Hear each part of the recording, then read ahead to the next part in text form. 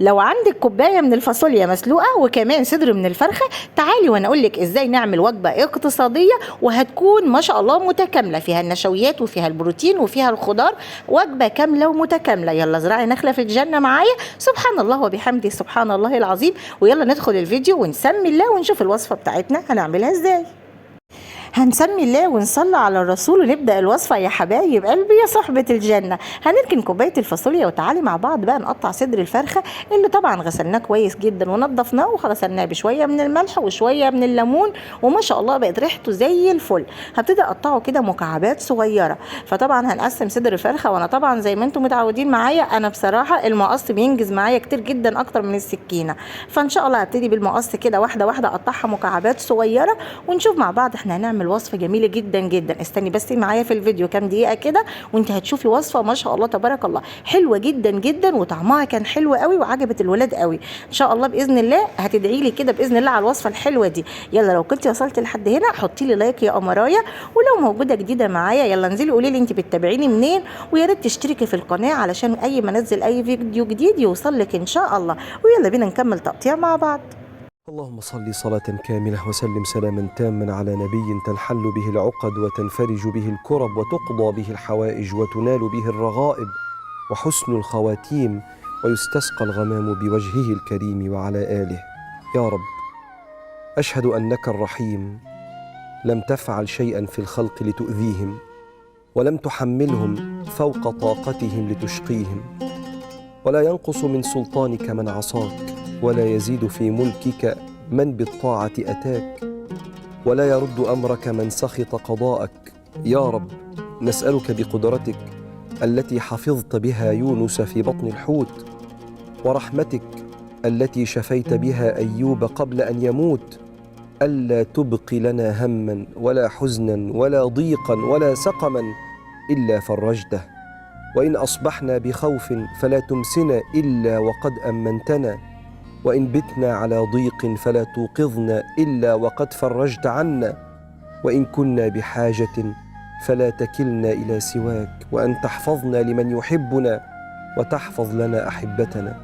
اللهم لا تحمل نفسا فوق طاقتها، اللهم لا تحملنا من كرب الحياة ما لا طاقة لنا به، وباعد بيننا وبين مصائب الدنيا وتقلب حوادثها كما باعدت بين المشرق والمغرب يا قدير، والحمد لله رب العالمين.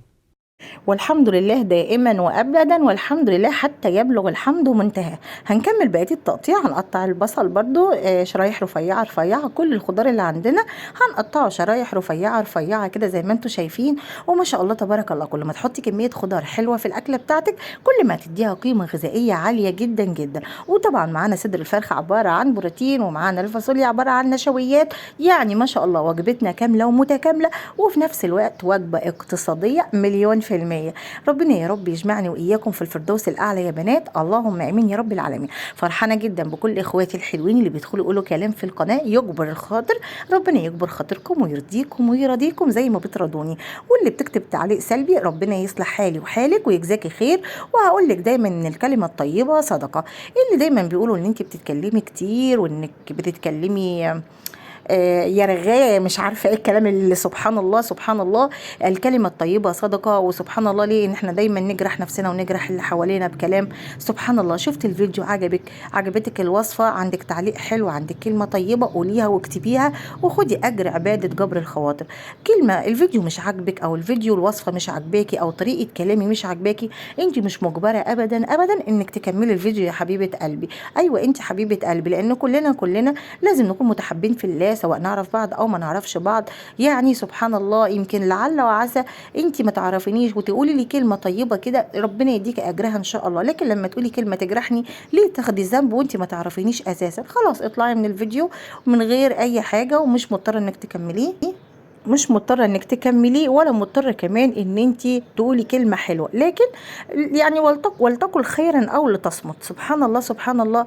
يلا شوفوا بقى، هو احنا قلنا سبحان الله، جه منظر لازم نقول عليه سبحان الله، ونقول عبادة التأمل في خلق الله عز وجل. شوفوا ربنا خلق لنا نعم ازاي، شوفوا ربنا خلق لنا الخضار بس الوان واشكال، حاجات كده تدعو التسبيح وتدعو كده بالتأمل كده في خلق الله عز وجل. زي ما بقول لكم، قولوا كلمة طيبة صدقة. يلا نقول بقى السبعة اللي على ايدينا: سبحان الله والحمد لله ولا اله الا الله والله اكبر، اللهم اغفر لي، اللهم ارحمني، اللهم ارزقني.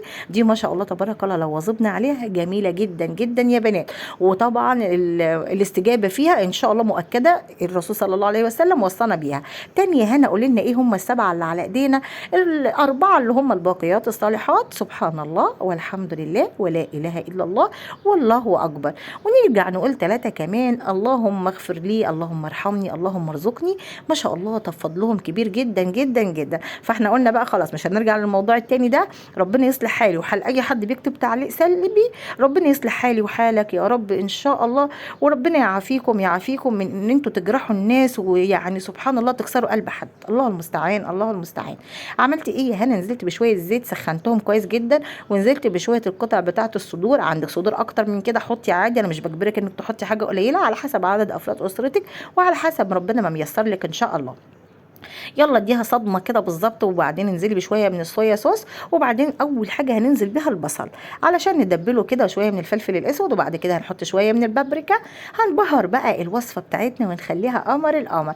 يلا شويه من بهارات الكاري او بهارات الفراخ، حاجه كده واو يا بنات ما شاء الله تبارك الله. شويه من الروزماري، الروزماري دايما مع الفراخ بيدي طعم حلو جدا، يعني خلي اكلتك كده جميله وحلوه. عندك شويه من السبع بهارات يبقى تمام التمام. عندك شويه كمون وشويه كزبره برضو تمام، شويه توم باودر وبصل باودر، اللهم بارك. اي حاجه يا بنات مشي نفسك باللي عندك، والله صدقيني ربنا هيديك البركه. يلا 3 حبات من الحبهان، فتحتهم كده من الجنب حته صغيره، هيدوا نكهه للفراخ كانك بتعملي شوربه. وكم ورقه من اللورة. كل الحاجات دي يا بنات ما شاء الله بتخلي اكلتك ووصفتك تروح في حته تانية خالص. اللهم ارزقنا بركتك يا ارحم الراحمين. وطول ما اذكارك ملازماكي، طول ما بركه ربنا معاكي، طول ما لسانك ذاكر، طول ما انت بتعملي اكلتك، طول ما ربنا هيديك البركه في اي اكل بتعمليه. وصدقيني اي كميه ربنا باذن الله هيخليها كتيره ببركته، وهيخلي سبحان الله طعمها حلو جدا جدا. يلا تاني حاجه هننزل بيها هي الطماطم يا بنات، عشان انا المره دي عايزاها تعمل صوص كده بسيط، علشان هنحط معاها بقى ايه الاكله الاساسيه اللي هنحطها مع بعض علشان تشرب منها كده. يعني انا مش عايزاها تشويحه، انا عايزاها فيها شويه كده من الصوص كده علشان تبقى قمر القمر كده مع بعضينا. يلا نكمل وصفتنا وان احنا بنقول: اللهم اتنا في الدنيا حسنه وفي الاخره حسنه وقنا عذاب النار. رب اشرح لي صدري ويسر لي امري واحلل عقده من لساني يفقهوا قولي. استغفر الله الذي لا اله الا هو الحي القيوم واتوب اليه. الله الله ربي لا اشرك به شيئا. اللهم لا تحرمني خير ما عندك بسوء ما عندي. اللهم إني أسألك من فضلك ورحمتك فإنه لا يملكها إلا أنت. اللهم لك الحمد حمدا كثيرا طيبا مباركا فيه. شوفوا يا بنات ما شاء الله تبارك الله، وصفتنا هي الطماطم بدأت تدبل شوية، هننزل بشوية من الفاصوليا البيضة. ما شاء الله يا بنات الفاصوليا البيضة هتمسك بقى كده من الطعم بتاع كل الحاجات اللي محطوطة، البصل والفراخ والطماطم، هتتشرب منها كده وهتخليها قمر القمر. هننزل بقى بالفلفل الأخضر زي ما انتم شايفين، لكن الفلفل الالوان يا بنات انا هخليه هو وحبه كمان في الاخر خالص، علشان انا عايزاه يحتفظ باللون بتاعه والقيمه الغذائيه بتاعته. ده قرن فلفل الاحمر القمر العسوله ده هناخده نقطعه صغير صغير كده زي ما انتم شايفين، عشان يدي ايه يعني هو مش حار قوي على فكره، ما حسيتوش يعني طعمه حار قوي. النوع من الفلفل ده مش حار قوي زي التاني الرفيع، بس هو بصراحه حلو برده، بيدي نكهه حلوه للاكله. اي حاجه بتضيفيها سم الله واذكري الله، ويلا يلا شوفي بركه ربنا عز وجل معاكي هتكون عامله ازاي في الاكله بتاعتك. اكله كامله ومتكامله، اللهم لك الحمد، ربنا يرزقنا البركه اللهم امين. دايما الايام دي بنحاول على قد ما نقدر نعمل وصفات اقتصاديه شويه على قد ما نقدر، وفي نفس الوقت ما تبقاش اقتصاديه بس، لا يكون كمان طعمها حلو وقمر. واللي برضو دايما بتقول هو انت داعيه ولا حافظلك كام دعاء؟ انا لا داعيه ولا حافظلك كام دعاء ولا اي حاجه ابدا، لكن انا بحب اخواتي في القناه واخواتي بيحبوني، فحابه ان انا لما اعمل حاجه دايما لساني بيكون ذاكر عليها، فحتى لو بسجل فيديو بيكون لساني ذاكر.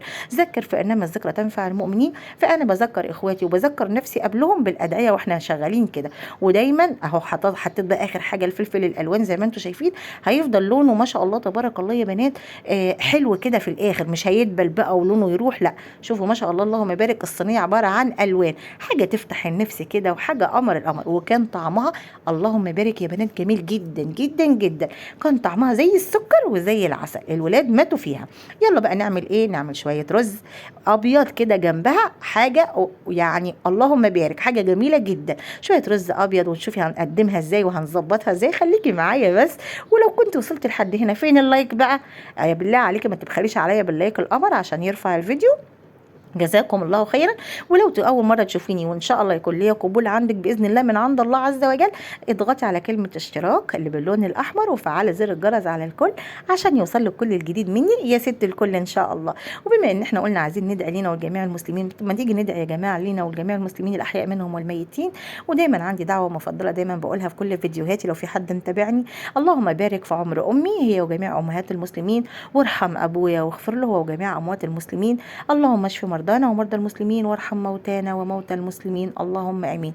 اللهم ارزق كل مشتاق الذريه الصالحه، اللهم اطعم كل محروم الذريه يا ارحم الراحمين. ام محمد حبيبتي من السعوديه وردينا، ربنا يرزقكم الذريه عاجل غير اجل يا رب العالمين. اللهم اجبرهم جبرا يتعجب له اهل الارض والسماء، هم وكل مشتاق يا ارحم الراحمين. اللهم فك كرب كل مكروب وسد دين كل مديون. ندعي يا اولاد ويا بنات بفك الكرب لاي حد، عشان لو عندنا احنا كرب ربنا يفرج كربنا.